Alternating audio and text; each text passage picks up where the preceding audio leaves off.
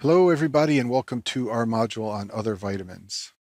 In this module we're going to talk about the non-B vitamins. Those are vitamins A, C, D, E, and K, and most of these are fat soluble. The only exception is vitamin C. If you look down at the bottom of the screen on the left-hand side is the chemical structure of vitamin A. You can see that other than this one oxygen molecule, it is entirely composed of carbons and hydrogens. And structures composed of carbons and hydrogens are not water soluble but are soluble in fat. Same is true of vitamin D. If you look at its structure, other than this one OH group here, everything is carbon and hydrogens. Therefore, it is going to be fat soluble and not water soluble. And this is in contrast to the B vitamins. All of the B vitamins are water soluble. Because these vitamins are fat soluble, there's a special way by which they are absorbed in the GI tract. Together with other lipids, fat soluble vitamins form structures called micelles in the jejunum. Micelles are clusters of lipids arranged so that the hydrophobic portion of any lipid or fat soluble vitamin will be towards the inside and the hydrophilic portion will be towards the outside. This is a picture of a micelle on the screen here. The hydrophilic portions are on the outside and the hydrophobic portions are on the inside. Lipids and fat-soluble vitamins have some parts of the molecule that like water. Those parts are called hydrophilic. They go towards the outside. So for example, the oxygen part that we saw on vitamin A on the last slide might be situated towards the outside in a micelle. The carbon and hydrogen parts are hydrophobic and they are all pushed towards the middle in micelles. These micelles are absorbed by enterocytes and packaged into chylomicrons. The chylomicrons are secreted into the lymph, and then the lymph carries the chylomicrons to the bloodstream and then the liver as chylomicron remnants. And I talk about this in more detail in the modules on lipid metabolism. There are a number of clinical conditions that result in fat malabsorption, and if you develop one of these conditions, you will become deficient in the fat-soluble vitamins A, D, E, and K. Basically, to absorb the fat-soluble vitamins, you need normal bile, normal pancreatic secretions, and a normal intestine. So if you have a disease that affects your production of bile or pancreatic secretions, you can develop fat malabsorption and become deficient in these vitamins. Additionally, if you develop disease or have a resection of your intestine, you can also be unable to absorb vitamins A, D, E, and K.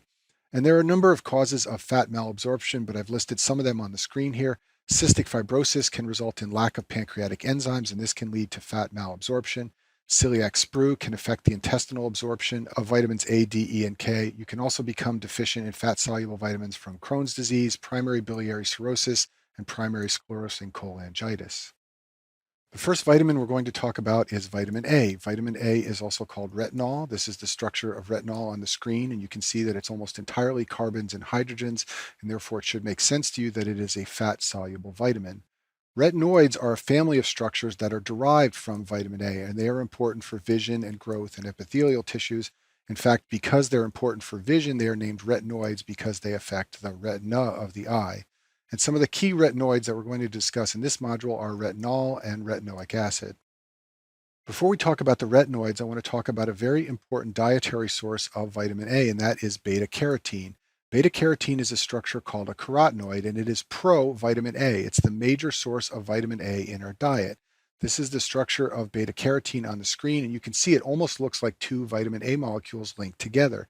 And it can be cleaved and used to synthesize retinal, and from retinal you can derive other retinoids. Beta carotene, in addition to being a source of vitamin A, has antioxidant properties by itself. This is similar to vitamin C and vitamin E, which we'll talk about later in this module.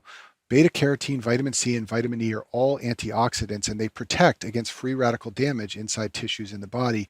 And there is some evidence that these vitamins and beta carotene may reduce the risk of cancer and other diseases. This is the structure of retinal on the screen here. It's one of the important retinoids, and it is found in visual pigments. It's used by the rods and cones in the retina of the eye. There is a protein in the eye called rhodopsin, which is light sensitive. It generates nerve impulses based on the type of light that interact with the protein, and it contains retinol, and that's why you need vitamin A in order to have normal vision. Shown on the screen is the structure of retinoic acid. Retinoic acid is responsible for many of the non-visual functions of vitamin A. Retinoic acid works by acting like a hormone. It binds to receptors in the nucleus of cells and it regulates or controls protein synthesis. And in the literature, you can find many, many examples of the effects of retinoic acid on protein production inside of different cell types. One important example that's worth knowing has to do with keratin. You may know that keratin is a structure necessary for the maintenance of healthy skin, and retinoic acid can limit or control keratin production in skin tissue. If you know this, it will help you remember that retinoic acid or similar structures are often used in the treatment of different skin disorders, including psoriasis and acne, and we'll talk more about that a little bit later. This effect on keratin also explains why patients who are deficient in vitamin A can develop dry skin. And then another important example to know about has to do with mucus production. Retinoic acid can limit or control mucus production in many different types of epithelial cells in the body. Vitamin A is found in liver. It's also found in dark green and yellow vegetables. Unfortunately, very few people eat liver, and a lot of people underconsume dark green and yellow vegetables. So there are probably many people who don't get enough vitamin A in their diet. It's stored in the liver, however, and it takes years to develop deficiency, and deficiency is relatively uncommon. Now that you know some of the roles that retinoids play inside the body, it's easy to understand what happens when you're deficient in vitamin A. First of all, you can develop visual symptoms. One of the first signs that often develops is night blindness. This is the picture of a night sky here.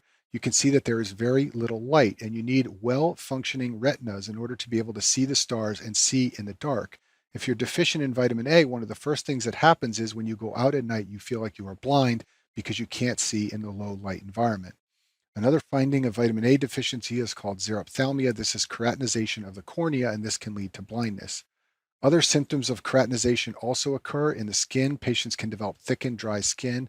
And then finally, children who are deficient in vitamin A can develop growth failure. Vitamin A is used as therapy for a number of medical conditions. The first one is measles. Measles is very rare in the United States because of immunization. This is a picture of a child with measles on the screen. The mechanism of its benefit is unclear, but it's used as a therapy in resource limited countries because vitamin A is relatively cheap and easy to administer. In addition, as I told you before, vitamin A is used as a treatment for some skin disorders, including psoriasis and acne. There's one type of leukemia that is sometimes responsive to vitamin A, and that is AML, the M3 subtype, which is also called acute promyelocytic leukemia. Patients with this condition are sometimes treated with all trans retinoic acid. It's also called ATRA or tretinoin. This is a synthetic derivative of retinoic acid, and it induces the malignant cancer cells to complete differentiation. As a result, they become non dividing mature granulocytes or macrophages, and the leukemia can resolve. This is a picture of a biopsy specimen of someone who has the M3 subtype of AML. The classic finding is an hour rod, and there's one shown on the screen here.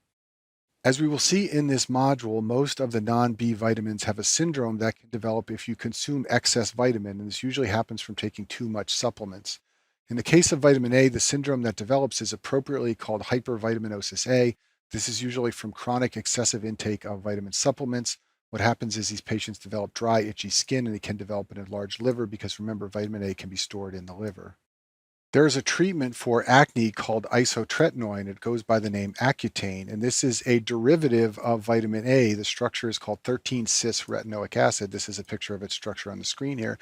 You can see that it's very similar to some of the other retinoids we've been discussing, and it's very effective for the treatment of acne. The problem is it's highly teratogenic, so women who are taking this, who are of childbearing age, usually need to be placed on oral contraceptive pills so they don't have an accidental pregnancy, and often they are also pregnancy tested prior to beginning therapy. Our next non-B vitamin is vitamin C, which is also called ascorbic acid. This is the only water-soluble vitamin among the non-B vitamins. This is the structure of vitamin C on the screen. You can see it has lots of oxygen molecules, and these will make it soluble in water, and that's different from the other fat-soluble non-B vitamins. Just like we discussed before for beta carotene, vitamin C has antioxidant properties. It can protect against free radical damage, and there's some evidence that it may reduce risk of cancer or other diseases, although this has never been definitively shown in clinical trials. You can find vitamin C in fruits and vegetables, and it has three key roles in metabolism that we'll discuss. The first one is absorption of iron, the second one is collagen synthesis, and the third one is dopamine synthesis. There are two ways by which you consume iron in your diet. The first way is in the form of heme. This is a picture of a molecule of heme like you would find in hemoglobin, and you can see that it has iron in the center of it. And lots of the iron you consume in your diet is in the middle of molecules of heme just like this, especially when you eat meats. And this type of iron is easily absorbed by duodenal epithelial cells. The other way you get iron in your diet is as non-heme iron, and this is where you need the help of vitamin C. Lots of the non-heme iron that you consume is in the Fe3 plus state, and this cannot be absorbed. Vitamin C converts Fe3 plus iron into Fe2 plus iron, and that Fe2 plus iron can then be absorbed by duodenal epithelial cells. And this is especially important for vegans. They don't consume much meat, so they get very little heme iron, So they need to take enough vitamin C so that they can absorb all the vitamin in the Fe2 plus state. You may know of a medical condition called methemoglobinemia. This occurs when a drug or something else converts much of the iron in heme to the Fe3 plus state, and it can be life-threatening and dangerous. And one of the treatments for methemoglobinemia is to administer vitamin C, and that's because vitamin C will convert the Fe3 plus iron in heme back into Fe2 plus iron. So it's very useful to remember that vitamin C is important for the conversion of Fe3 plus iron to Fe2 plus iron. The second role of vitamin C is actually related to iron absorption, and that is collagen synthesis. Vitamin C is very important for the post-translational modification of collagen. You don't need it to synthesize collagen, but if you want to modify collagen into an effective structure, you need vitamin C to help. What vitamin C aids in doing is hydroxylating specific proline and lysine residues on collagen. Proline and lysine are amino acids, and they are found in collagen molecules, and they need to be modified by vitamin C in order for the collagen to be fully effective. This occurs in the endoplasmic reticulum, and this means that if you are deficient in vitamin C, you will have underproduction of collagen, and this can lead to scurvy, which we'll talk about later. If you look at the bottom of the screen here, I've shown you the structure of the amino acid proline. Proline can be converted into hydroxyproline, and this is done as part of the synthesis of collagen. In order to do this, Fe2 plus iron gets converted to Fe3 plus iron, and then you need vitamin C to convert it back, just like we saw in the last slide, for absorption of iron in the gut. Vitamin C carries out this role for proline residues and lysine residues on the end of collagen molecules, and if you don't have enough vitamin C, you won't get enough collagen synthesized, and then you will develop scurvy. The final role of vitamin C involves synthesis of neurotransmitters. The amino acid tyrosine is used to synthesize dopamine, and from dopamine, you can make norepinephrine using an enzyme called dopamine beta hydroxylase, and this enzyme requires vitamin C. The clinical syndrome that develops if you're deficient in vitamin C is called scurvy, and the symptoms are due to defective collagen synthesis. Patients with scurvy develop sore gums and loose teeth. Their teeth can fall out. They have fragile blood vessels from lack of collagen, and this can lead to easy bruising.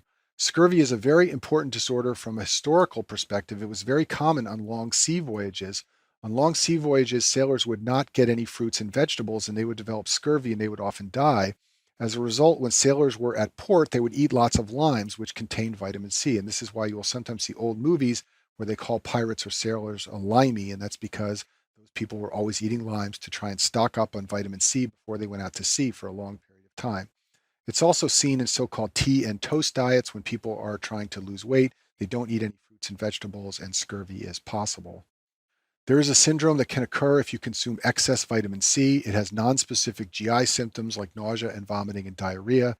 The things they will want you to know about this for step one include that it can cause iron overload. As we saw before, vitamin C leads to absorption of iron. And if you are predisposed to iron overload, for example, if you have hemochromatosis or frequent blood transfusions, then consuming too much vitamin C can worsen the iron overload syndrome.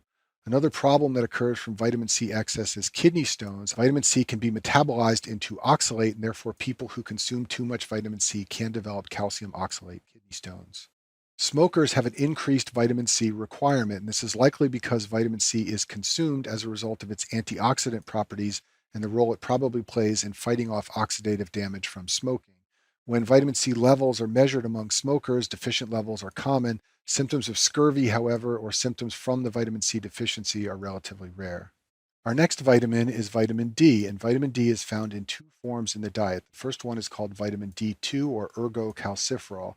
This is the structure of vitamin D2 on the bottom of the screen. You can see that it is almost entirely made up of carbons and hydrogens, and therefore it's going to be a fat-soluble vitamin. And you can find vitamin D2 in plants. Vitamin D3 is called cholecalciferol. This is the structure of D3 on the top of the screen. It looks almost identical to D2, except this one carbon has been removed in vitamin D3 or cholecalciferol. D3 is the more active form of vitamin D. It's the form that is added to fortified milk. It's the form that nutritionists recommend you take as a supplement.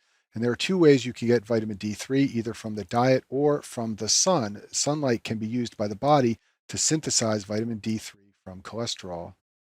Once vitamin D3 is present inside your body, either from the sun or from food, it will be inert. It has no biological activity. In order for it to become biologically active, it must be hydroxylated. This means OH groups must be added to the molecule, and it has to go through two hydroxylation reactions in order to become active. The first hydroxylation occurs in the liver. This is called 25 hydroxylation. This is the 25 carbon on the vitamin D3 molecule, and therefore an OH group will be added to this carbon, and that will be a 25 hydroxylation reaction. As I said before, this occurs in the liver, and this is not under any type of hormonal control. It's constantly occurring. Anytime D3 is consumed in the diet or synthesized from sun exposure, the liver will hydroxylate it as soon as it gets the opportunity. The second hydroxylation is called a 1-hydroxylation. That occurs at the 1 carbon on the vitamin D3 molecule. This occurs in the kidney, and this is regulated by parathyroid hormone. What this means is that you're always going to have a lot of 25 hydroxylated vitamin D3 floating around in your body, and the kidney is going to selectively hydroxylate it at the 1 position as it needs to in order to activate more vitamin D to do its job. So just to summarize these points, the liver converts D3 to 25 hydroxyl vitamin D, which is called calcidiol. The kidney converts vitamin D3 to 125 OH2 vitamin D, which is called calcitriol. And 125 OH2 vitamin D is the active form. As I said before, 25-OH vitamin D is the storage form. It's constantly produced by the liver, and it's available for activation by the kidney as needed. This is important clinically because when you want to check someone's vitamin D status, what you measure is the serum concentration of 25-OH vitamin D. It has a long half-life. The liver production is not regulated, and this is the storage form, so you will detect how much storage form of vitamin D that patient has in their plasma. The final hydroxylation to the active form of vitamin D is the 1-hydroxylation, and that occurs in the kidney, as I said before. Specifically, it occurs in the proximal tubule, as I've indicated in this picture on the screen. The proximal tubule cells convert 25-OH vitamin D to 125-OH2 vitamin D using an enzyme called 1-alpha hydroxylase. And this enzyme can be activated by parathyroid hormone, and that is the way by which parathyroid hormone influences the amount of active vitamin D inside of the body. It's important to know that this hydroxylation at the 1 position can occur independent of the kidneys in some conditions, especially sarcoidosis. The macrophages in sarcoidosis can activate vitamin D independent of the kidneys, and this can lead to hypercalcemia, which is often seen in sarcoidosis. Vitamin D has effects in the GI tract and in the bones. In the GI tract, it increases the amount of calcium and phosphate absorption. This raises the calcium level, and because there's more calcium and phosphate available, this will lead to increased bone mineralization. And you may know that vitamin D is important for healthy bones. In the bones, vitamin D can also stimulate the resorption of calcium phosphate from bones. This is good for raising your calcium and phosphate level, but it's bad for the bones because it can lead to demineralization. And this can be a point of confusion for students. How can vitamin D be good for bones in one case but bad for bones in another? The thing you need to understand is that these effects on bones are a paradoxical effect, and they only occur at abnormally high levels. At normal physiologic levels, the major mechanism of vitamin D's effect is in the GI tract, not in the bones. And this is what you see at normal physiologic levels as the amount of active vitamin D goes up and down. There's a nice review article at the bottom of the screen here if you want to read more about this paradoxical effect of vitamin D on bones. If you are deficient in vitamin D, you will have poor absorption in the GI tract of calcium and phosphate. This can lead to low phosphate levels and also to low calcium levels, and sometimes in vitamin D deficiency, the symptoms of hypocalcemia can develop, including tetany and seizures. The bigger problem in parts of the world where people are malnourished and chronically deficient in vitamin D is that they have poor mineralization of their bones. In adults, this manifests as a condition called osteomalacia, and in children, this manifests as a condition called rickets. Osteomalacia occurs in children and adults when they're deficient in vitamin D, and it occurs in areas of bone turnover. You need to understand that your bones are not static. They are constantly being remodeled. There are osteoclasts that clear bone away and osteoblasts that lay down new bone called osteoid. If you're deficient in vitamin D, you will have poor mineralization of the newly formed bone, and the clinical features that will develop include bone pain and tenderness and a high rate of fractures from that weak bone that's being laid down due to vitamin D deficiency. Patients with osteomalacia have very high levels of PTH. The body is trying to activate all the vitamin D that's available, but there just isn't enough available. And if you take a chest x-ray of patients with osteomalacia, you will see that the bones are relatively pale and not bright white as they should be. This is described as reduced bone density. Rickets is a clinical syndrome that occurs in vitamin D deficiency only in children, and the reason it only occurs in children is because it involves deficient mineralization of the growth plate. And as you may know, only children have growth plates in their bones. There are a number of processes going on in children at the growth plate. Chondrocytes are hypertrophying and proliferating, And then vascular invasion is occurring, and these new blood vessels bring in calcium and phosphate, and that leads to mineralization. When you don't have enough vitamin D in a child, the growth plate will thicken, the chondrocytes will hypertrophy and proliferate, but it won't mineralize. As a result, you get very weak and abnormal growth plates.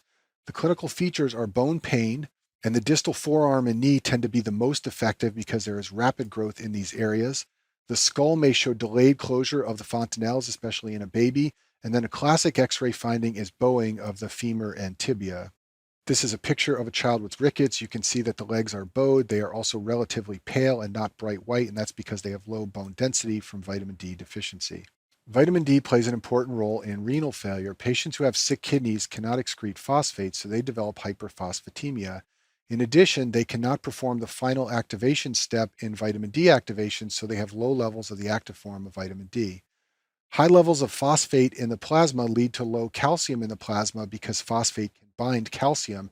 In addition, because you have low levels of the active form of vitamin D, you decrease the amount of calcium absorbed from the gut. Both of these processes lead to hypocalcemia, and the hypocalcemia stimulates the parathyroid gland, and that leads to elevated levels of PTH. And all of these are classic findings in patients who have renal failure. Natural sources of vitamin D include oily fish like salmon. If you eat liver, you'll consume lots of vitamin D, and you can also find it in egg yolks. In the United States, most milk is fortified with vitamin D, and this was done to eliminate rickets many years ago. Rickets used to be relatively common. Because milk contains calcium, they fortified it with vitamin D, and therefore, if you drink milk, you will get plenty of vitamin D and plenty of calcium, and you should not get rickets. And that's why we almost never see rickets anymore in the United States. Babies who are being breastfed are particularly vulnerable to low levels of vitamin D, and that's because breast milk is low in vitamin D even if the mother has sufficient levels. It turns out that women who have dark skin have even lower levels of vitamin D in their breast milk. In addition, most infants get very little sun exposure, so they're not going to synthesize much vitamin D from cholesterol. This means that babies that are being exclusively breastfed need to have vitamin D supplementation because they are at risk for symptoms of low vitamin D. If you have too much vitamin D in your body, you develop a syndrome called hypervitaminosis D. This can very rarely occur from massive consumption of vitamin D supplements.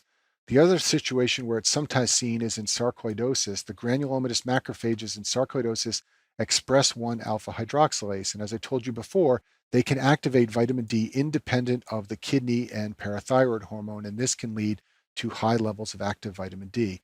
If you have too much active vitamin D inside of your body, you will get too much of the things that vitamin D does. You will have hypercalcemia. This will lead to hypercalciuria, meaning lots of calcium in the urine, and this can cause kidney stones. And then the high levels of calcium can often lead to confusion. Our next vitamin is vitamin E, which is also called tocopherol. This is its structure on the screen. You can see that it's almost entirely carbons and hydrogen, so it's going to be a fat-soluble vitamin. The main role of vitamin E is to serve as an antioxidant. There is evidence that it protects against oxidative damage. It probably has a key role in protecting red blood cells from oxidative damage because, as we will see, when you are deficient, you can develop an anemia. Vitamin E deficiency is very rare. The anemia that develops is a hemolytic anemia, and this is probably because red cells lose the antioxidant protective effects of vitamin E. In addition, patients can develop muscle weakness and ataxia and loss of proprioception and vibration. Now, one thing you need to be aware of, especially for the boards, is that ataxia and loss of proprioception and vibration can also occur with a vitamin B12 deficiency. In addition, you can get an anemia. It's a megaloblastic anemia, but you can get an anemia in B12 deficiency as well. The things you want to watch out for to know that you're dealing with a vitamin E deficiency is a hemolytic anemia and also the muscle weakness. The muscle weakness is usually not a feature of a vitamin B12 deficiency. Sometimes it involves the eyes because the eyes have very small muscles and they are sometimes the first to develop the symptoms of weakness. So symptoms of diplopia may occur in someone who is vitamin E deficient, and that will tell you that it is not a vitamin B12 deficiency question. As we have seen, most of the fat-soluble vitamins have a toxicity syndrome if you consume too much.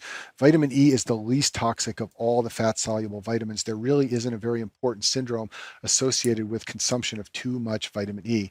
There are some reports that patients who take very high dosages have inhibition of the effects of vitamin K, which we'll talk about next.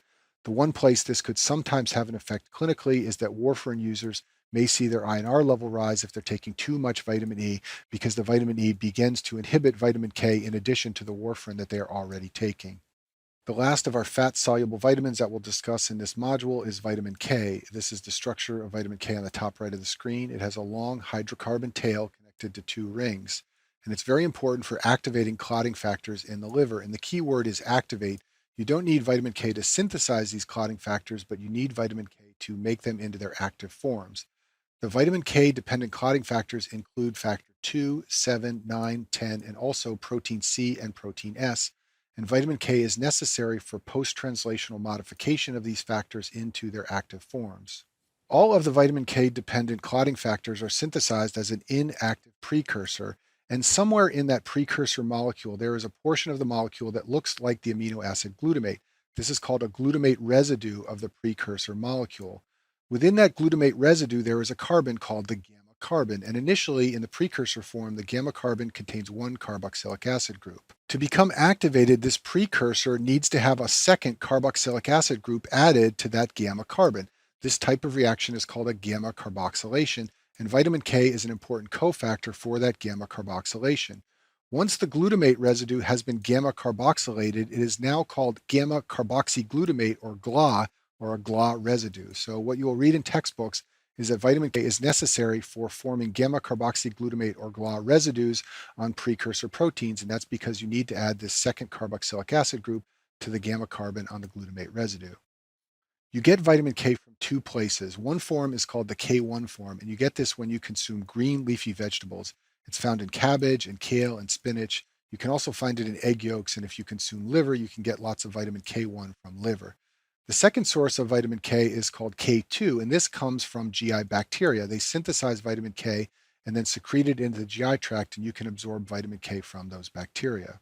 The most important clinical tie-in of vitamin K biochemistry has to do with the drug warfarin. Warfarin is called a vitamin K antagonist, and it is given in the treatment of blood clotting disorders. In order to understand the mechanism of action of warfarin, you need to understand that when those precursor molecules are converted to activated clotting factors via gamma carboxylation, vitamin K goes from a reduced form to an oxidative form. If you want to be able to continue to synthesize activated clotting factors, then you need to regenerate the reduced form of vitamin K. The enzyme that regenerates the reduced form of vitamin K is called epoxide reductase, and warfarin is an inhibitor of epoxide reductase. So in patients on warfarin, they cannot regenerate reduced vitamin K, and therefore they are less able to synthesize activating clotting factors, and this is helpful in patients who have blood clot disorders. The main clinical finding of a vitamin K deficiency is bleeding. This is often called a coagulopathy, and this is because you will be deficient in the active forms of the vitamin K dependent factors. The key lab findings are an elevated PT and INR. You can also see an elevated PTT, although this is less sensitive to small changes in levels of the vitamin K dependent factors. Importantly, however, you will have a normal bleeding time because platelet function is not affected. And I explain these blood tests in more detail in the modules on antithrombotic drugs. A dietary deficiency, you should know, is very rare, and that's because I told you that a second source of vitamin K is GI bacteria. So even if you don't get enough from your diet, those GI bacteria will usually produce sufficient quantities so that you don't develop a bleeding vitamin K deficiency. The main clinical scenario where you will see signs and symptoms of a vitamin K deficiency is among patients taking warfarin. This is the point of giving them this drug, so you expect to see this. These patients aren't actually deficient in vitamin K, but they have deficient action of vitamin K because all of the vitamin K is tied up in the oxidized form because you have inhibited epoxide reductase. Another clinical scenario where you can see a vitamin K deficiency is among patients taking antibiotics. The antibiotics that you give them to treat a dangerous infection can also decrease their GI bacteria. This means they will have less vitamin K coming from the GI tract. This can alter the warfarin dose in patients taking warfarin. So you give patients enough warfarin to counteract the normal amount of vitamin K in their diet and coming from their GI bacteria. But then if you wipe out those GI bacteria with an antibiotic, suddenly that warfarin dose is too high and the patients can develop bleeding or a very high PTINR. Another clinical scenario where vitamin K deficiency may occur is among newborn babies, and that's because their GI tract is sterile at birth, so they're not going to get vitamin K from their GI bacteria. In addition, there's not a lot of vitamin K in breast milk, so there is a risk among newborn babies of dangerous neonatal hemorrhage if they don't get enough vitamin K from some other source. And for this reason, most babies are given an IM injection of vitamin K at birth to make sure that they don't develop any bleeding complications until a few weeks go by and they develop bacteria in their GI tract. The final topic I'll mention in this module is zinc. Zinc is not a vitamin, it is a metal, but it's a cofactor for more than 100 different enzymes in the body. In some parts of the world where children have very poor nutrition, they can become deficient in zinc and they will display poor growth. And importantly, they will have impaired sexual development. And a zinc deficiency is on the differential for children who have delayed sexual development. In addition, children or adults who are deficient in zinc can display poor healing of wounds. They can lose taste because zinc is required by taste buds. They can also have immune dysfunction because zinc is required for cytokine production. And finally, they can develop a dermatitis. They can get red skin and pustules. This is sometimes reported in patients who are receiving IV nutrition, which is called TPN. If you forget to supplement the TPN with zinc, one of the first signs you will sometimes see in chronically ill patients is a dermatitis. Zinc can be found in meat, especially in chicken. It is absorbed in the duodenum, similar to iron, and there are some risk factors for deficiency. These include alcoholism, and in fact, low zinc levels have been associated with an increased likelihood of developing cirrhosis among alcoholics. You are also more likely to develop symptoms of a zinc deficiency if you have chronic renal disease or if you have a malabsorption syndrome. Acrodermatitis enteropathica is a rare autosomal recessive disease in which zinc absorption is impaired. It's caused by mutations in genes that encode for proteins that are necessary for zinc transportation. Children born with this condition develop a characteristic dermatitis. They have hyperpigmented skin that is often red. Classically, it's in the perioral or perianal region. You can Google this online and see pictures of children who have this condition. They also get the dermatitis in their arms and legs. And then they have other symptoms from the zinc deficiency. This includes loss of hair, diarrhea, and poor growth. And they can have immune dysfunction that manifests as recurrent infections.